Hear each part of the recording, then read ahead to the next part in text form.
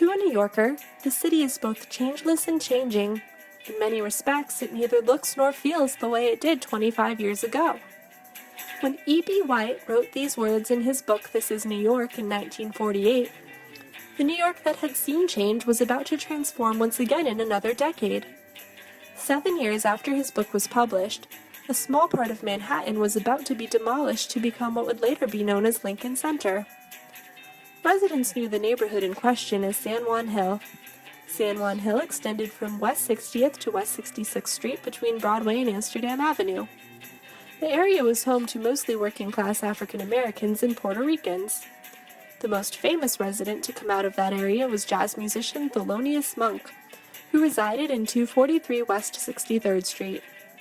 As seen in the 1940 census record of Thelonious Monk's household, everybody in the neighborhood was African American. It was Robert Moses, the city parks commissioner, who had come up with the plan for massive urban renewal. When Fordham University president Father Lawrence J. McGinley was looking for a midtown campus that was reasonably priced, he turned to Moses for help. Robert Moses, who was an appointed commissioner and not elected, held massive influential and political power. It was around the same time that others looked to Moses in helping find a new home for the New York Philharmonic, whose lease at Carnegie Hall was to expire after 1958. To Moses, these two places could share the same locale. Moses had a new plan. He called it the Lincoln Center Urban Renewal Project. He planned to create a cultural center which involved having to displace many families. As many as 7,000 low-income families and around 800 businesses were to disappear. Moses did plan to have housing in the area, but not for the people who were to be displaced.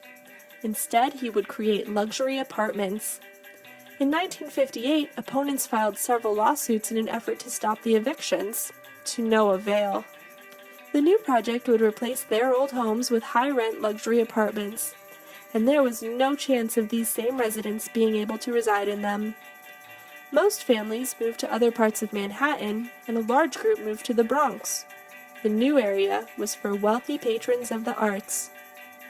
When Leonard Bernstein composed West Side Story with his collaborators, they envisioned the brownstones that were in San Juan Hill.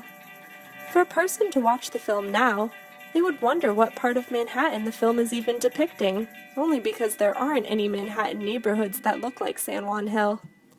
The huge displacement of the neighborhood is obvious in comparing census records from 1940 to 2010. Thelonious Monk's census depicted an African American neighborhood. In comparison, today only 20% of the area is occupied by African Americans.